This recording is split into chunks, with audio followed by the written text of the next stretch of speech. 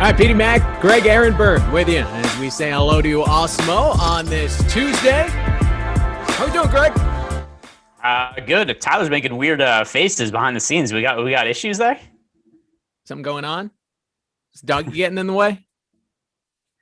I'm learning a little bit as I go here. So I didn't know you're a stand-up guy background. So I expect not only big time picks and advice here, but we got to get some jams in there along the way. Yeah, I mean, for people in the total YouTube pressure, chat, just be funny. Yeah, for people in the YouTube chat at this point, it's most of them. It's probably old news, maybe not because baseball. So we have different people are watching, but yeah, I mean, there's all the time people are just like, be funny, tell a joke. It's like I didn't tell jokes when I did stand up comedy, so I don't know what I'd be doing now. Like because like we were saying before, like I never did. It was never like set up punchline stuff. I'm doing crowd work. I'm making fun of people in the audience, talking about whatever stuff in the news, whatever might be going on. But like I was never like, here are my jokes. But that's also not how people do comedy now either. You gotta shock people, right? You gotta make them a little uncomfortable. That's a big part of it, and get them in the right headspace. So the other thing too is that's kind of is like people don't realize that there's also not a thing where it's like just do comedy. Like there's a whole stage that's kind of been set where there's also, there's a reason there's an opener at shows, right? To kind of warm up the audience. There's a reason there's a microphone. There's a reason that there's like a whole ambiance about the scenario. And it's not just me talking, doing jokes in the park at the same time also. And that there's a lot of booze. That's a key part of it. I know. That's good for me when I go. Yeah, but I mean, I assume that most of the people that are listening to this show, at 11 a.m. Eastern time, like none of them are sober, right? Who in the YouTube chat? Like we've got what? Who's listening to baseball sober, baseball talk sober at 11:03 a.m. I love the cross. There must be such a crossover between stand up performing. Well, like this, I see the crossover, but being good at DFS, like where does that overlap? Are they just two separate circles, very far apart? Yeah, I mean, there's not enough time to tell us. We have to talk about the baseball games too. But I mean, the short of it is I was doing stand-up comedy. I got really sick, was not able to do stand-up comedy. And I'd always played DFS as kind of a hobby. And I just ended up getting kind of lucky where I had a bunch of time. And I ended up making a bunch of money playing DFS while I was sick. And it kind of helped pay for medical bills. And I was kind of like, oh, I could actually do this. And I was kind of able to combine my knowledge of sports and DFS, and I've always been a stats guy with some of the personality and whatever entertainment concepts I'd picked up from doing stand-up comedy. Was able to kind of package it together and figure out another goofy career. That it's a goofy career. It's all kind of goofy when you're involved on YouTube and doing stuff like this. But hey, that's part of it. That's how we're making our living. So help us out.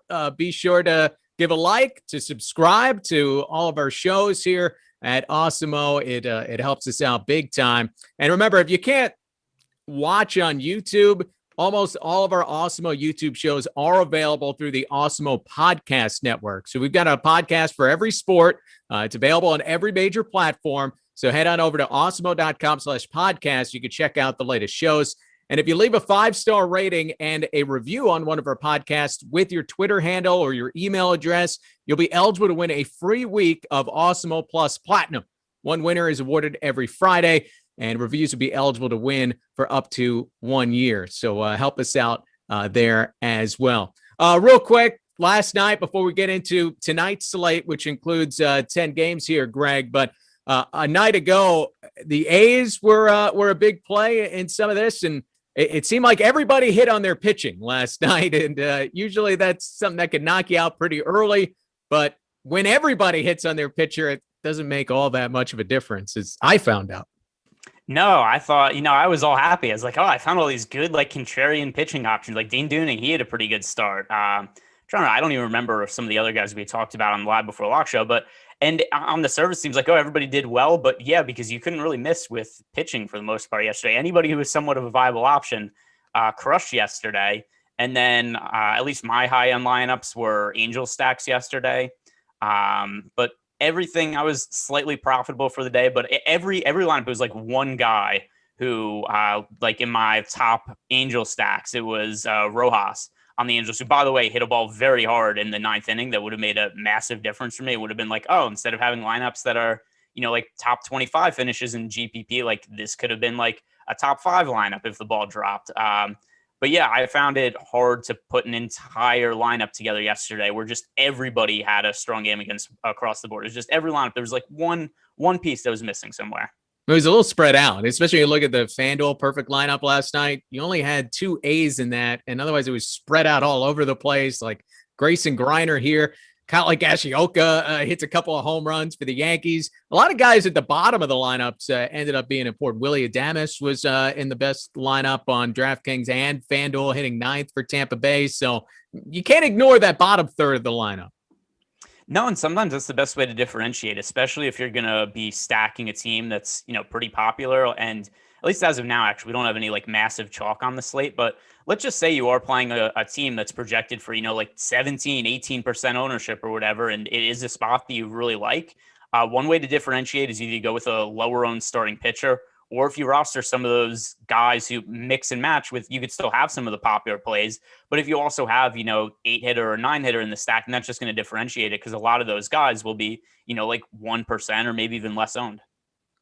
Now, as far as the free content on Awesemo today, you've got free NBA projections, NHL projections, MLB top stacks, PGA golf projections. But we'll get into the MLB top stacks now. We're going to throw out the day slate because it's different on DraftKings and FanDuel today. I think they're both 3 games, but FanDuel starts at 3:40. DraftKings includes the 2:10 start for the Red Sox and the Twins. So we're just going to focus on the night slate tonight. And as you start to look at this thing as a whole and some of those top stacks, Greg, what jumps out at you on this slate? Yeah, we'll also talking about the day slate because somebody was also asking in the chat. It's a 2-game slate on FanDuel. Okay. And then something that you had mentioned to me, also just overview of the main slate, is that the Seattle-Baltimore game, which is a doubleheader, they have removed that from the main slate since there's going to be 2 games played. They kind of varied what they ended up doing with that last year. If I remember correctly, there was some slates where the sites decided to include the doubleheader, some slates where they decided to take it off. But at least for today, DraftKings has said that they're not going to have the doubleheader on the main slate. So no doubleheader. And that when you look at some of the top stacks here, offenses, what are some things that maybe leap out at you with everybody having access to the top stacks today? Yeah. So first of all, something that's kind of similar to what I felt about yesterday is I'm going to be prioritizing some of the cheaper offenses. The reason being is that we have Trevor Bauer and Shane Bieber, both as really excellent pitching options. Both of them guys who I think should be more expensive than what they are. So for DraftKings, I'm going to be trying to make as many lineups where I jam the 2 of them together. There are some cheaper pitching options I like as well. And then on FanDuel, I also think it's a priority to roster either Shane Bieber or Trevor Bauer being the slightly stronger play of the 2. So with that in mind, I'm going to try to be looking for some cheaper offenses to be able to pair with these ace pitchers. It's an interesting start for Bauer because he just had the story this past week that MLB was investigating some of his baseballs for being tinkered with. So I guess we'll see if he has the same magic potion that he's been using or if he maybe makes some kind of adjustment tonight. So there's something else to this story, which I didn't realize. They did that for every single pitcher in the league. It's a story because Bauer's kind of a name and he's been linked to like on Twitter to him calling out people for using substances. There's always been controversy about his spin rate going up, but they confiscated balls from every single pitcher in the league to investigate them. So it seemed like, based on the article that The Athletic wrote, that Bauer was being singled out, but apparently it's not the case. It's just kind of something that's being spun and reported in a certain way that makes it seem like Bauer's the other one, but they've done it for everybody. So I actually, the more I think about it, I think it's a lot of ado about nothing. Now, it doesn't mean they can't find something on Bauer's ball and that it won't change something. But the idea that it's like, oh my God, look at what's happening with Bauer, that part of it's a little overblown just because this is a widespread thing they're doing. Well, it's still potentially more eyeballs on him, but it's obviously these guys, it's not, globs of pine tar on their neck. Like it's pretty well hidden. It's in the sunscreen that gets mixed on the arm and all this kind of thing. Like, and we know so many guys are using this now. You see what the spin rate is and the tackiness that they're able to create. I think it's like bullfrog sunscreen and they mix it with some rosin. And that's kind of the go-to mixture that works for a lot of these pitchers. Yeah, I didn't know that. You're the chemist here. Apparently, I didn't know that was the concoction. You got to know how to put a little something on the ball. You got to strike out some kids in those wiffle ball games out in the backyard. You got to know what the big guys are doing, the pros are doing. I like the idea that you're using this knowledge to then go to the Little League park and just strike out like 8-year-olds. Yeah, no, it's like Peyton Manning playing dodgeball or Billy Madison. You gotta if you're gonna play, you play to win. Doesn't matter who your opponent is. Hey, I don't disagree with you. I used to coach a sixth grade basketball team, and if you didn't think I went, yeah, of course I went there and just beat the crap out of those kids every practice. I was playing to win every single game.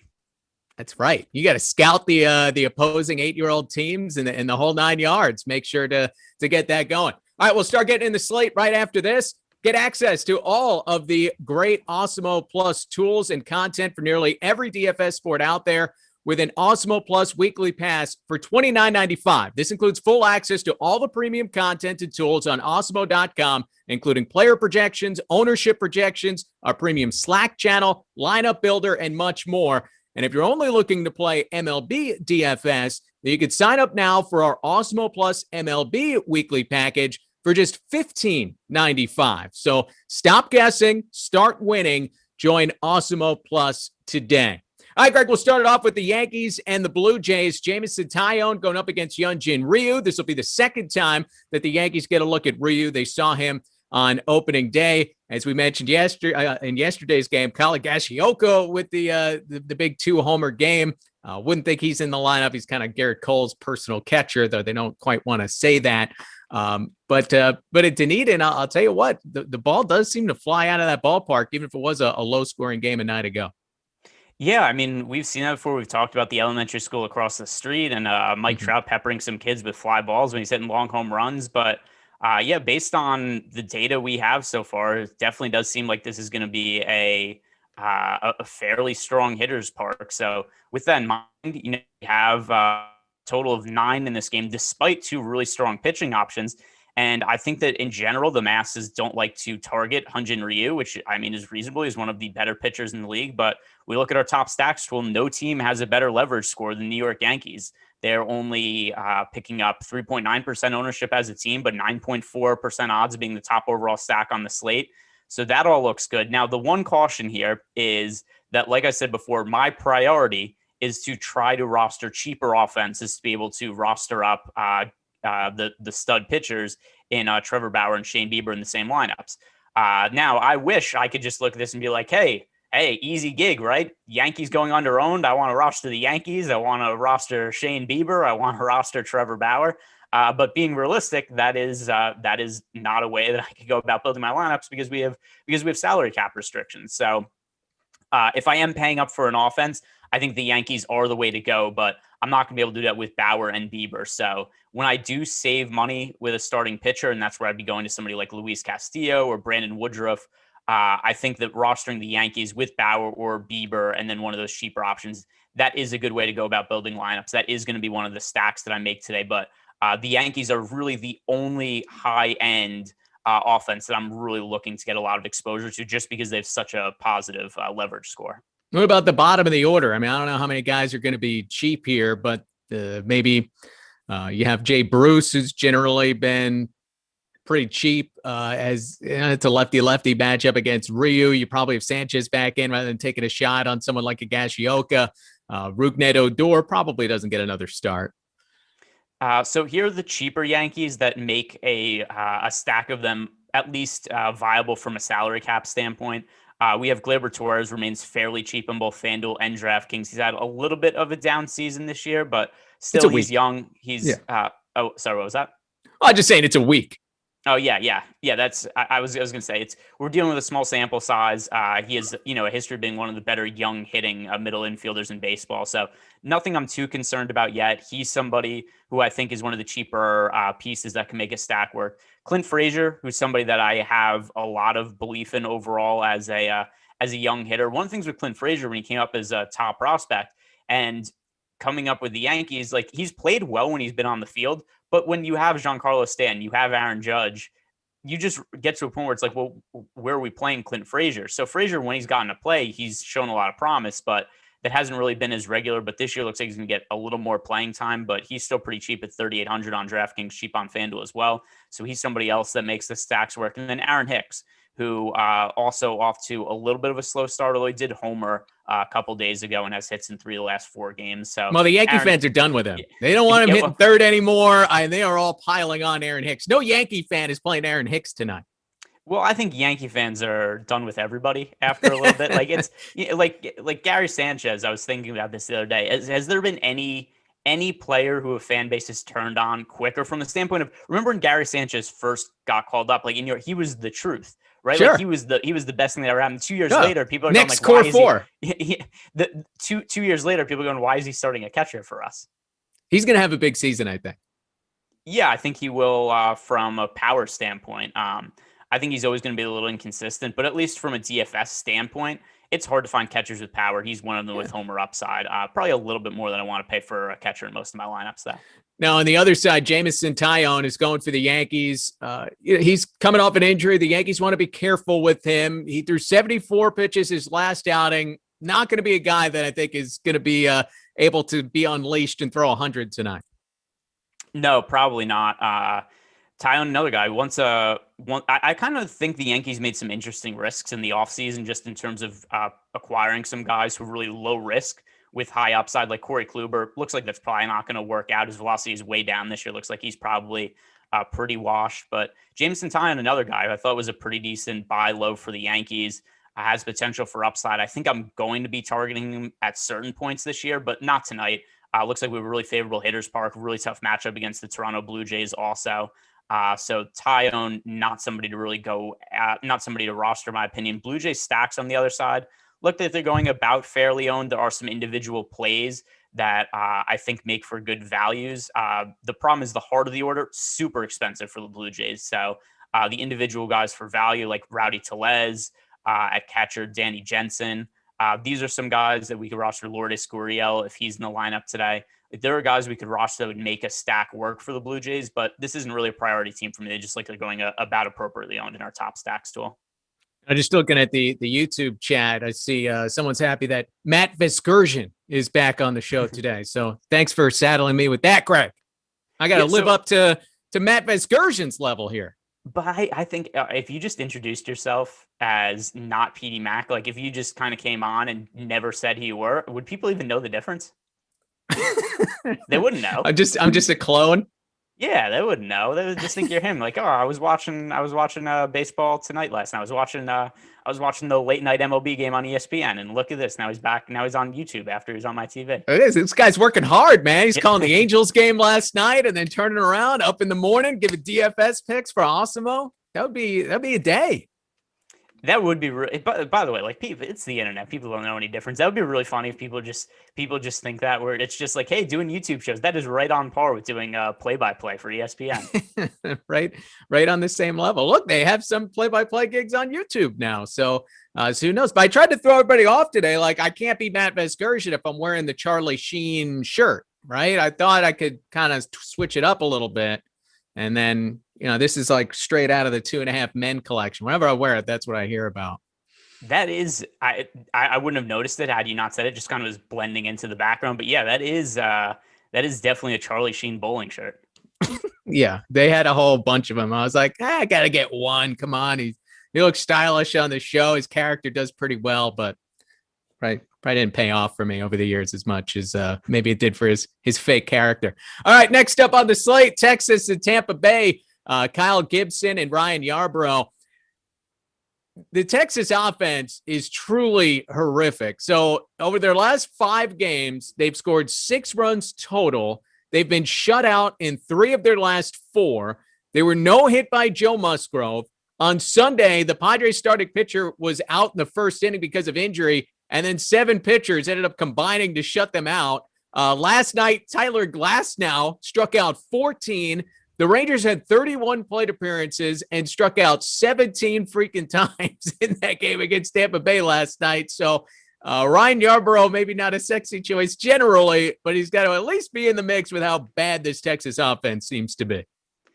He isn't for me just because we have so many high upside pitchers on this slate, and we just don't see Yarbrough work very deep into games, not just this year, but typically in general. He's a guy who, he serves as an opener for them. He's kind of shed that label a little bit, but still, I don't think that Yarbrough is somebody we're going to be seeing work, very deep into games. His first three starts of the year, he's pitched 5 1/3 innings, 5 2/3 innings, and 5 innings, which, that's fine. It could be serviceable, but you're not going to be able to get a quality start bonus on Fanduel. On Draftkings, you're probably going to be capped at somewhere around, like 18, 19 Draftkings points. So if he pitches flawlessly, then yeah, maybe get like 22, 23 out of him. That's nice, but probably not enough to land in the optimal lineup. So I think he's probably a pretty easy player to leave out of the player pool, even though it seems like the Rangers are at risk of being no hit every single slate. Risk of no hit every single slate. That's I thought not a good sign. So last night when Glasnow was going really good to start, I was like, oh, are they going to get no hit 2 times in 3 games? Because it seemed like that was a possibility for a little while. Yeah. Oh, he walked somebody in the 4th inning, and it was a big deal. He had 7 strikeouts through 3. I'm like, is this going to be a Kerry Wood game? Like, who's actually going to touch him in this Rangers lineup? And I mean, it wasn't on that level. The Rays are just one of the more conservative teams, I think, with their pitchers. Maybe another team would have let him maybe not get a no-hitter, but go a little deeper. Yeah, and he definitely Glasnow. And by the way, also, I actually bet Glasnow to win Cy Young this year.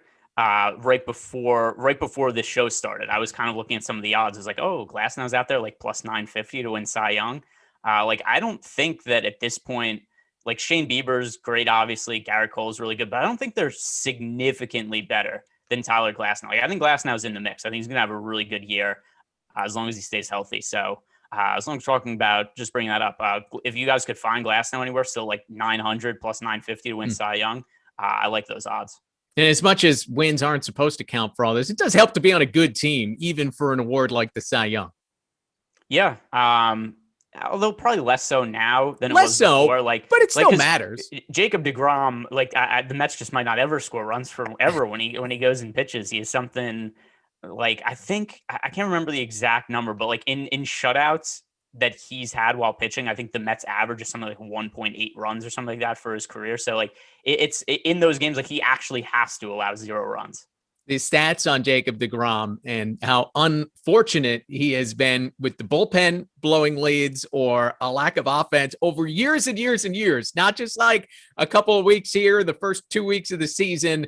The stats that are out there on deGrom are simply unbelievable. I mean, he's going to be a Hall of Fame discussion guy that doesn't win 150 games over the course of his career.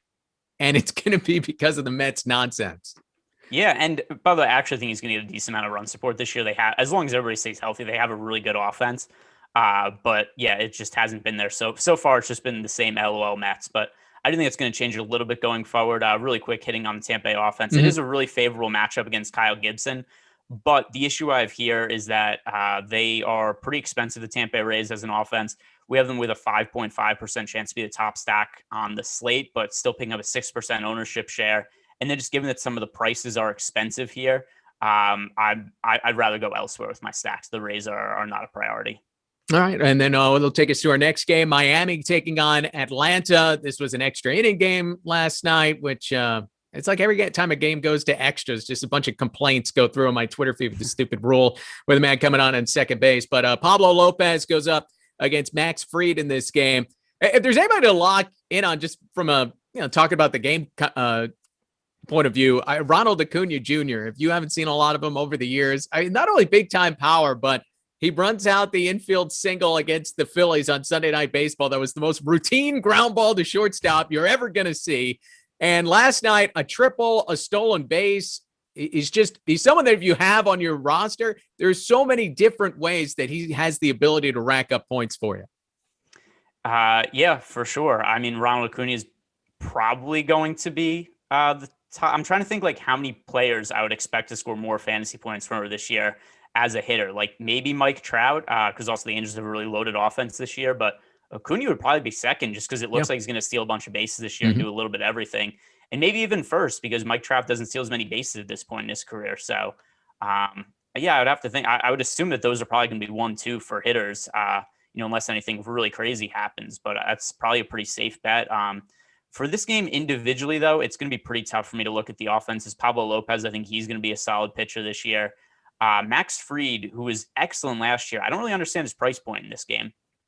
Fanduel only roster one pitcher, and Max Fried is priced up to 7,600. I don't think there's really need to consider him on Fanduel. But Draftkings as an SP2, where we're getting Fried at a 6,500 price tag, we actually have him with the best odds on the entire slate per our top pitchers tool of being a top 2% value pitcher on the slate. So 6,600 for Max Fried in a plus matchup against the Marlins. He is, to me, definitely one of the guys to work in as an SP2 behind some of the aces that we have. So Fried will be in that mix for the DraftKings lineup. Good value play, as you mentioned, going up against this Miami offense. And look, the over-under in this game, 7.5. So Vegas looking at it being not a very high-scoring game. It really wasn't last night. You ended up with 8 total runs, but it took 10 innings to get there, and the Marlins took advantage of having a guy on base to start the inning. So you wouldn't be looking a whole lot at the offenses in this game. No, we have, referencing the top stacks tool for the Atlanta side, we have them with a 4.4% chance of being the top scoring team on the slate, yet a 7% ownership share, so they're pretty negatively leveraged. Also, a very expensive offense between guys like Acuna, Freddie Freeman. They're expensive to stack up, so it doesn't really match with what I view as the best possible lineup builds on this slate. And then on the Miami side, like I said, I'm pretty interested in Max Fried being way underpriced, and much more interested in him than a weak Miami Marlins offense that, like the Fried side, picking up, or like the Atlanta side, picking up a 4.6% ownership with just a 2.8% chance to be the top scoring team on the slate. So both sides are pretty negatively leveraged, and on a slate that has 20 teams to choose from, there are other ways I'd rather go with my stacks. And Max Fried has both of his high school classmates on the slate tonight, Lucas Giolito and Jack Flaherty. Like, that is the most ridiculous high school rotation you could possibly imagine. They had it at Harvard Westlake for a year. Kind of. Giolito was hurt, so they didn't quite all pitch together. But yeah, there's your little baseball trinket knowledge you could throw in somewhere today. Cubs against the Brewers next up on our slate. Kyle Hendricks going for Chicago. Brandon Woodruff for the Milwaukee Brewers. And Woodruff's a nice little pitcher that, often has some upside. And the Cubs offense is not what it's been over the years, I don't think. Yeah, well, part of it too is, so the Cubs are in like a weird spot where they would seem like a marquee franchise, but they were really sellers in the offseason, right? They got rid of Kyle Schwarber, and it kind of seems like they kept the core of their offense. I don't even think by choice. I think they tried to get rid of Chris Bryant, just couldn't find a taker for him at his salary. But I think this is a team that ideally at this point would really like to just sell off everybody. Yeah, they're looking to rebuild, and they're kind of stuck in the middle, it seems like, with, they got a new network they want to sell, so you got to keep some star power in the mix. But Bryant's going to be a free agent after this season. You got to figure out Baez and all the way down the line. I don't think Wilson Contreras is locked up long-term either. It's an odd transition for the Cubs. So look, it's not the kind of offense we're accustomed to seeing otherwise. And what else jumps out to you in this game is, again, Hendricks goes the other way for Chicago, usually not a big upside pitcher.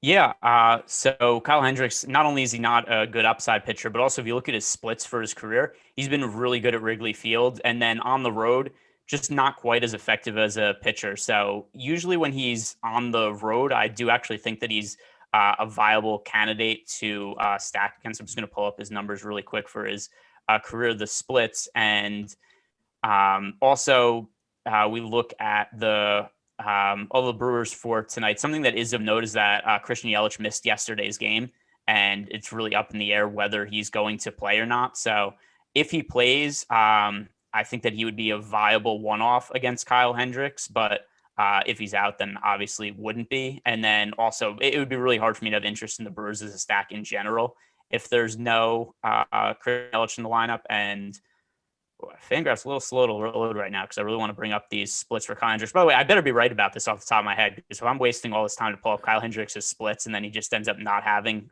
Well, I'll buy you a minute. How about Sunday? Between all the rain and Marcus Stroman and the Angels Blue Jays game, and then You throw in Christian Yelich plays like what 3 innings, it gets knocked out. There were about 40,000 things had you throwing your phone on Sunday afternoon. Yeah, and then also I was bringing up the stats here, so I wasn't. But Ponce de Leon finished with negative 17 DraftKings points at like 51% ownership. And here we go. All right, Kyle Hendricks for his career at home 2.55 ERA, on the road at 2.73 ERA.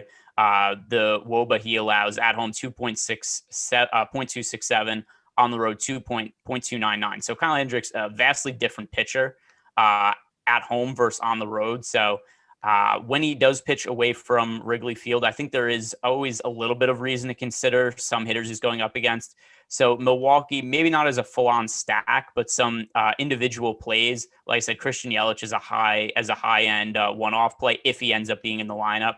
Omar Narvaez, more of a DraftKings option than Fanduel, just because I feel like I have to say this every single slate we're talking about it. But Fanduel, there's no real need to really consider catchers on most slates where you don't have to roster one. DraftKings, we have to roster a catcher. Narvaez is one of the guys that individually has upside at the catcher position. So as a DK play as a catcher, Narvaez is one of the guys who, at least in my initial build, somebody I'm getting to at a pretty decent clip. As a salary saving play, relatively cheap in both Fanduel and DraftKings. Travis Shaw is actually decent again this year. He, I don't know what happened to him, but he went from being, a very quality MLB hitter to just totally sucking for a couple of years. And now Travis Shaw looks like he's back. He's hitting the ball hard again. He's hitting in the middle of the Brewers order. So Travis Shaw, I think, is a good one-off play on both Fanduel and DraftKings. And kind of an oddity on looking back at the Fanduel perfect lineup yesterday. You had 2 catchers on it. Gashioka and Grayson Griner was in the utility spot. I mean, sometimes it's kind of go figure. I don't think anyone had that particular construction. And by the way, so we have right here from Candor33 saying Fangraph saying slow. It's your internet, correct? Yeah, probably. But hey, it's what I'm working with. Well, your internet's doing a couple of things right here, right? You got the stream going, watching our show on YouTube, so you could be in the chat, sending it out on Zoom. I mean, you got things flowing. Yeah, we got a lot. And then I have to talk too. So it's not even just like that I'm focused on bringing up the Fangraphs pages sometimes. We got stuff to talk about. That's enough excuses. I tried to give you 1. I can't give you 2. No, I want 4. You want 4 excuses. Come on. Before we move on, also, I want to mention Brendan Woodruff, another guy who high upside SP2, really one of the best 1-2 punches in all of starting baseball right now in terms of pitchers.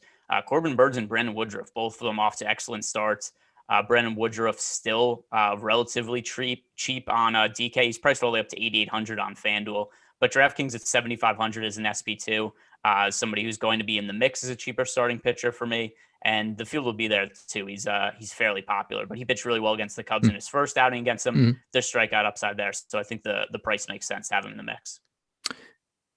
Our show is always brought to you by Odds Shopper. And as you know, one of the biggest edges in sports betting, you got to shop to find the best line. And betting lines can change by the minute. They can vary greatly depending on which book you're using. That's why it's important to use Awesemo's Odds Shopper. You can find the best line available on the game or player prop that you're betting. And then they'll give you that edge to help you beat the house. You want to find out, Tyler Glasnow, Cy Young opportunity, where you might get the best odds. And it's something you might be able to find over at oddsshopper.awesemo.com, where we compile the best bets available for game lines, player props, player and team futures, all updated in real time.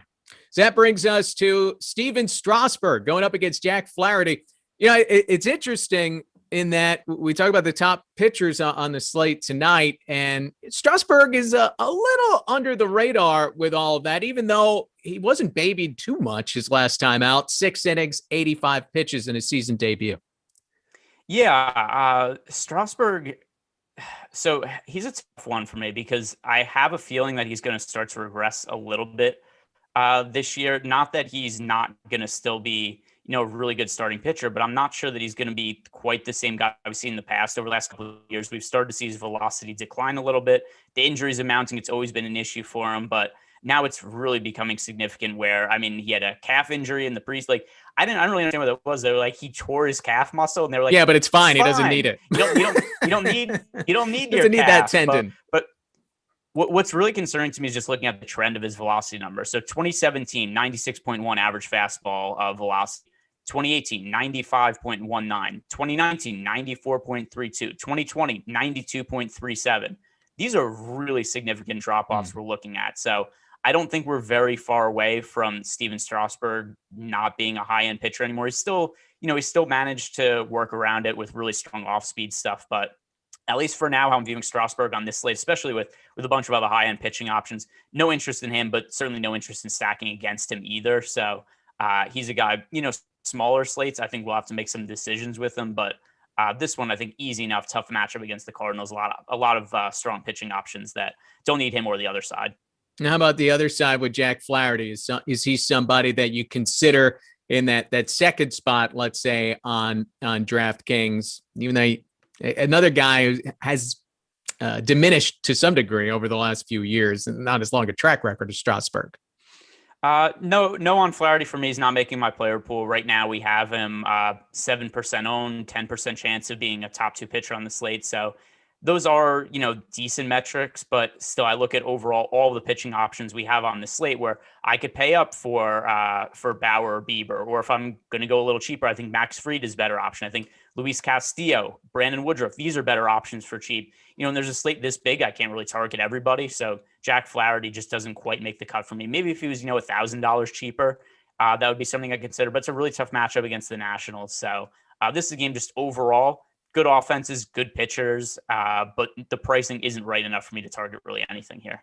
All right, so we'll just jump to the next one. You got the Tigers going up against the Astros. The Tigers, the bottom of their lineup was certainly productive last night, and you had another big game from the rookie Baddoo, who hit another home run, or at least he hit a ball hard on a double I saw where he didn't exactly bust it out of the box, was taking a look at it, kind of the little, not quite a bat flip, but a little bat toss, I suppose, and was really styling before he had to cruise into second. I mean, a one hopped off the wall. If you're going to think you got all of it, it can't be hitting the ground. I think that's a pretty easy rule there. But Matthew Boyd against Jake Odorizzi. And this is, by the way, Odorizzi's first start of the season. And that's just because he signed on late in the offseason. So he kind of had to work his way up at a different level. He did throw at the alternate training site last week, pitched 5 2/3 innings. So I would think that he's pretty clear to give a decent amount of pitches tonight.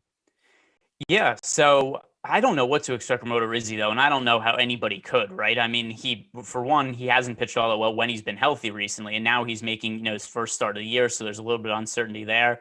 The Detroit Tigers, if you do look at our top stack still, which is free today, 17.4% chance of being the top value stack on the slate. That is by far the highest number. Second best is Los Angeles Angels at 11%.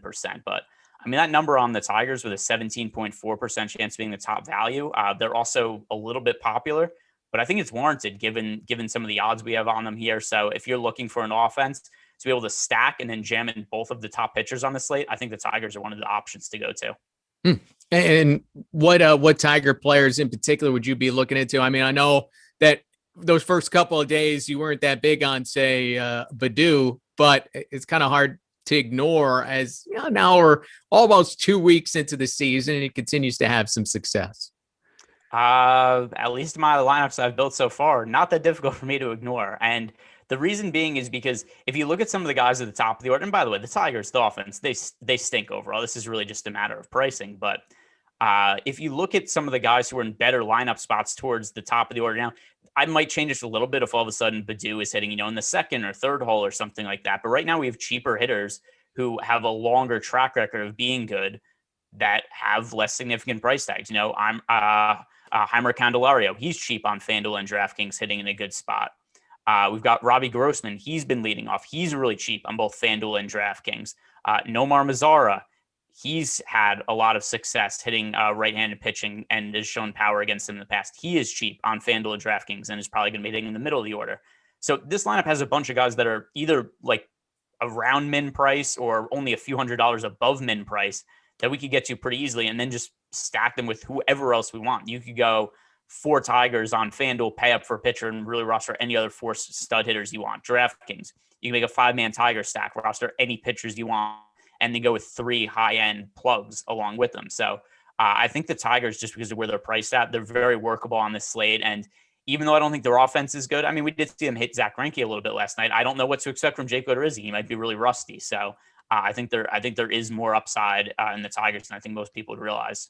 Is that where you look at as maybe the X factor tonight, whether that Tigers stack is going to blow up or not? Yeah, potentially, just because they're so cheap on both sites and they Yeah. open up so much possibility in terms of salary flexibility. How about for Houston offensively, going up against Matthew Boyd, someone who can rack up some strikeouts from the left-hand side? Yeah, so Boyd is interesting from a standpoint of he was somebody who I really liked as a fantasy option 2 years ago. He was one of the better left-handed strikeout starting pitchers in the league. He had some, really good fantasy outings, and then he just absolutely sucked last year. Just nothing went right for him. Here's the issue I have with the Houston Astros for tonight. They are popular. They have a pretty decent chance of being the top stack on the slate. We have them with 9.7% odds, still a little bit negatively leveraged with a 10.8% ownership share.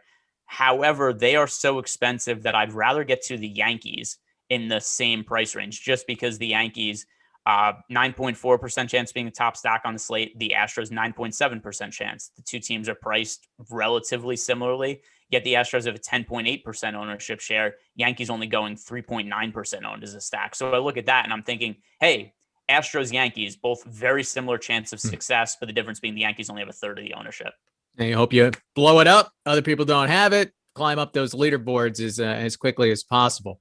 Well, one thing here at Awesemo we like to try to do is build a community a little bit. And, look, you make fun of Greg's internet on the YouTube channel. We get it in there. We make fun of Greg, the whole 9 yards there, but it hits another level if you join Awesemo Plus, as not only do you get the tools and the projections, but you also gain access to the premium Slack channel. And that's where you can talk strategy as well as other topics with fellow DFS players. You can participate in office hours with our Awesemo experts and also stay up to date to the latest updates to projections from Alex Awesemo Baker himself. It's a great feature for many of our subscribers and an added perk to any Awesemo Plus package, right, Greg? Yeah, and then the other key thing too is you talked about trolling me. Hey, we've got lots of people who have access to my DMs on Slack, and they spend a lot of their time asking me questions, asking me, "Hey, you like this guy? How come he doesn't have any fantasy points 3 minutes in the first quarter?" I go, "Aha, he's not a starter. He comes off the bench. That might be one of the reasons why." But yeah, all kinds of access to be able to chat with me and all things of that nature. I like that. Just direct access to torture Greg. Like, forget about the projections and everything else. You get a direct line into Greg's soul to ruin his night after night. That's worth every penny. Not that easy to ruin my night, though. Not that easy. Really? You got thick skin? Oh yeah. Oh yeah. These people think the words hurt me, but they don't know the amount of pain I've racked up over the years. It does nothing to me. We got callous skin here. You did do stand-up comedy, so you probably are a little mentally damaged, but for sure. That's kind of the norm, I think, there. But that also sounds like a challenge. So why don't we roast Greg in the comments on the YouTube channel? We'll find out just how much we can take here, Greg. Why not? We got 3 games left to go in the whole thing here. All right, next up, while we get that fired up, Cleveland against the Chicago White Sox. Shane Bieber, Lucas Giolito. This is the elite pitching matchup of the night, and probably a game. Look, like you were talking about stacking the Tigers. If you do that and you can afford to go to the top, probably not one that you would necessarily shy away from. Maybe putting Bieber and Giolito in a lineup tonight. By the way, I also want to mention you just because I'm looking at your run sheet. I think you accidentally skipped the Angels Kansas City game. So I did skip the Angels Kansas City. Yeah. So let's backtrack. I'm on top of it, but yeah, we'll go to that one after we hit this right here. But yeah, so Shane Bieber, I think that's something that we're going to really be talking about with Bieber is in relation to him versus Trevor Bauer. Two guys, two of the best pitchers in baseball, two of the best fantasy pitchers in baseball, also priced in the same range. So this is probably going to be something, at least on FanDuel, a lot of people are going to be debating. If I'm paying up for a starting pitcher and I'm only using one and I'm only playing one lineup, who do I go to? And in cash games, to me, it's Trevor Bauer. Trevor Bauer, both these pitchers, obviously great, but still, if you look at our top pitcher tool, Trevor Bauer, 14% chance of being the top scoring pitcher on the slate. Shane Bieber, 8% chance. And then Bauer also picking up about double the ownership of Bieber. So it makes sense that Bauer, about twice the odds of being the top scoring pitcher, but then also twice the ownership. That all checks out to me. I don't have an issue with that being the split in GPPs, also going with more exposure to Bauer than Bieber. And then for cash games, I definitely say that Bauer is the priority over Bieber, especially when you consider that in cash games. I'm always saying that you should try to align yourself with the field in terms of ownership. And Bauer's just so chalky that I think that he should be the guy in cash to go to. And then for the GPPs, where does Giolito fit into all this for you tonight?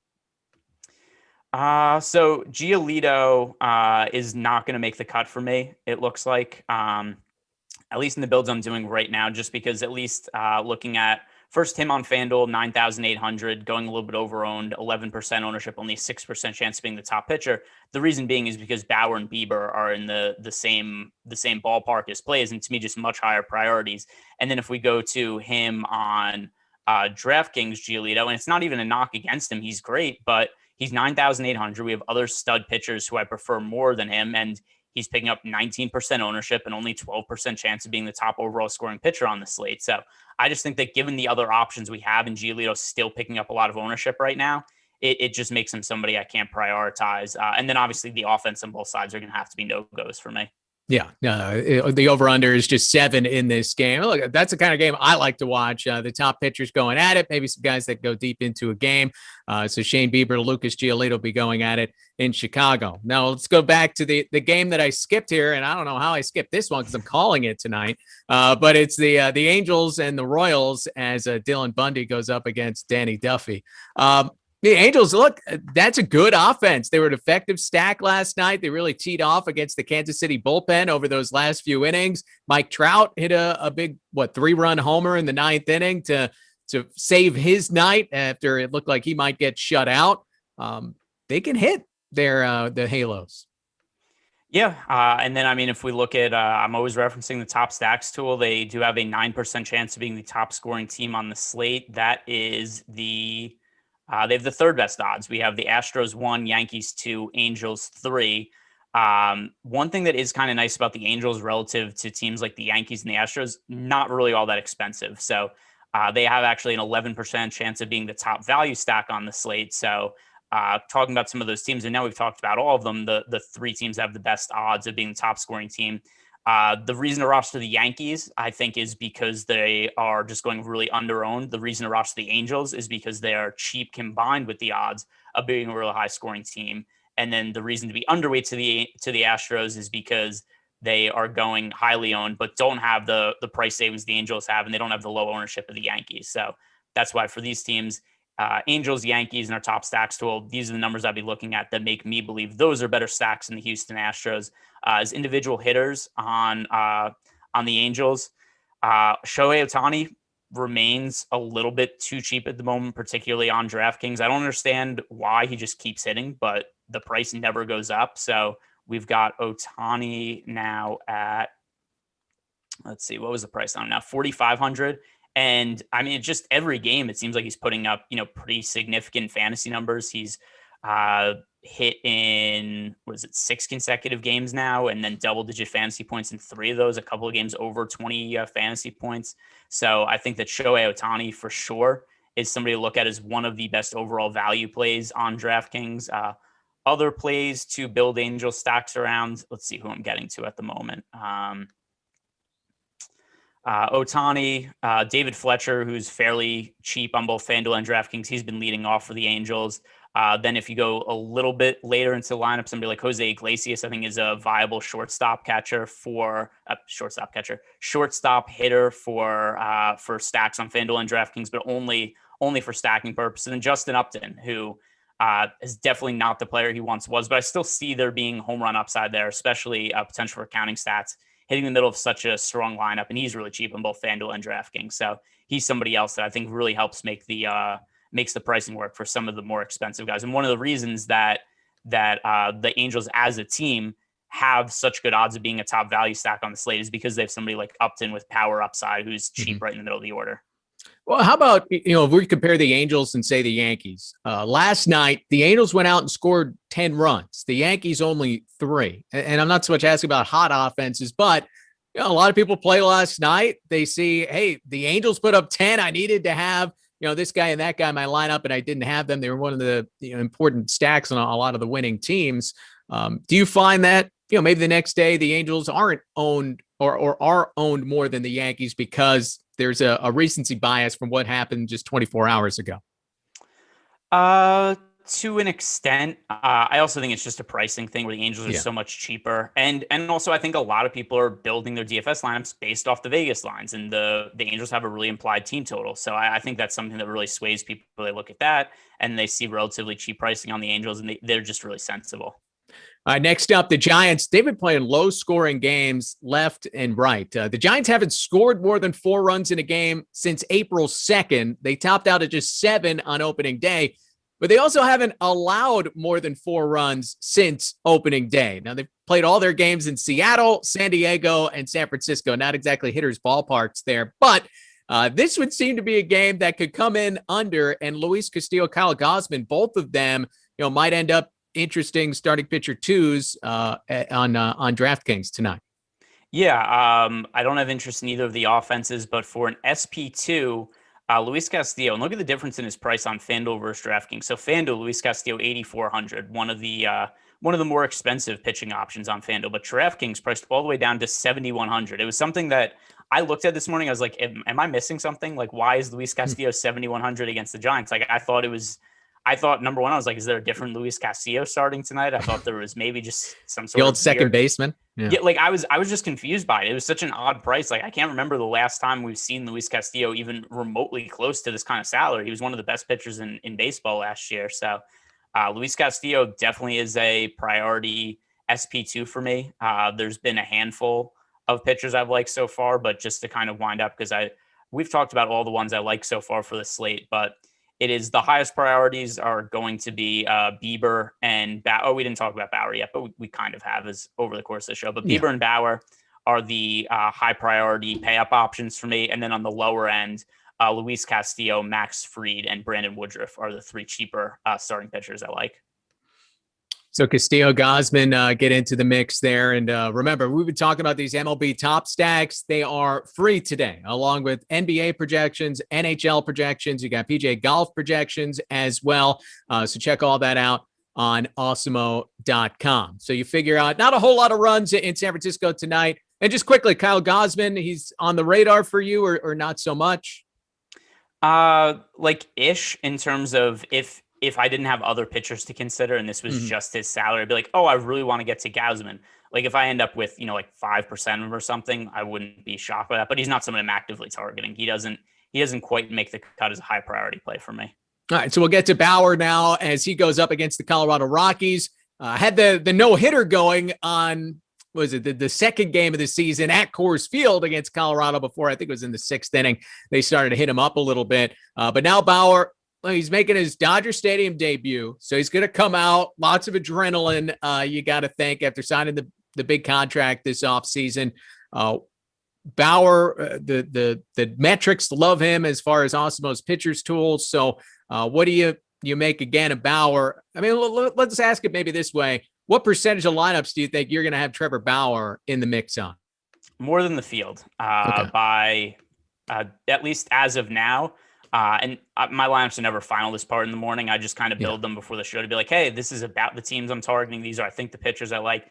And then I see where the ownership comes out just so I kind of have a feel of these are the players I'm going to be targeting throughout the day. So I kind of know who to talk about while I'm doing the show. But Bieber's in a little more than half my lineups right now. And he's going to be really popular, but I don't really care. I think that it's very, very warranted ownership.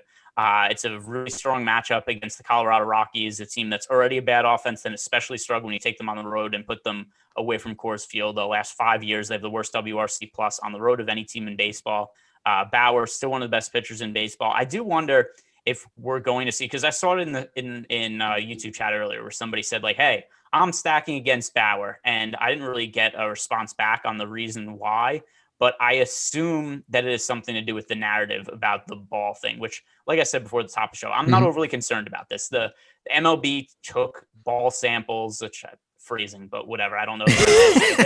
They collected baseballs from every pitcher so far this year to test them for any kind of substances that are on them. This isn't just specific to Trevor Bauer. It's been painted as if he's the only guy being singled out, but it isn't. They're doing it to everybody. It's kind of a general status quo because baseball's at least pretending they're cracking down on substances for some reason. I don't know why. Who cares? I want to see pitchers as good as possible. I want to see hitters hit long balls. Players want to cheat, bend the rules, do it. So be it. I don't really care. So Just to sum up your point, Major League Baseball is not just focusing on Bauer. It's everybody that they're testing ball samples for sticky substances. Yeah. And I don't think this is a reason to stay away from Bauer. Right. Like I think that people are going to make this a reason they don't want to roster Trevor Bauer. Really favorable matchup against the Rockies. He's at home. I think the Rockies against right-hand pitching, that's going to be one of the worst offense in baseball. Roster Trevor Bauer. Roster Trevor Bauer tonight. Do not roster Anthony Senzatella. No, he's no good. He's got a really tough matchup too. But somebody had asked in the YouTube chat before, who are the 2 worst starting pitchers on the slate? And I was kind of thinking about that. And I was like, well, I don't know who the second worst is, but I know who the worst is because it is Senzatella. And also there's kind of overall across the board pretty solid pitching options on the slate, but Senzatella not one of them. For sure, the worst pitchers, and a really tough matchup against the Los Angeles Dodgers. The one issue I have here with the Dodgers is going to be an ownership thing. It's a price thing. If I'm paying up for an offense, I'd rather go to the Yankees or the Angels than the Dodgers. The Dodgers really expensive. I think going a little bit overowned. So really low priority team for me to target, even though I don't think Senzatella is any good. My main interest in this game is going to be rostering Trevor Bauer. All right, TLDW, just wrapping up the whole thing we've talked about as you look at this slate. It sounds like you got to make a decision of how far you're going in on Trevor Bauer. Greg is saying push in, go above the ownership level that you see on him. Stacks, Astros, Angels, Yankees are the 3 that you'll be focusing on. And then the big decision will be what you want to do with that second starting pitcher. Do you go big for, I believe it was Shane Bieber, and then maybe it's the Tigers, you're looking for a value stack, or do you try to, find a Luis Castillo, somebody like that, to slide that second spot and get some good value there? Max Fried being another guy that was that we talked about quite a bit as being a value play on the mound. Yeah. So, you pretty much encompassed it there. If I repeated anything, I would just be repeating the same thing you said right there. But that was okay. I just repeated what you said for over the course of an hour. And then, this is what I learned. Now I'm like, okay, these are the things I'm going to have to pay attention to when I lock in and start putting together some lineups later.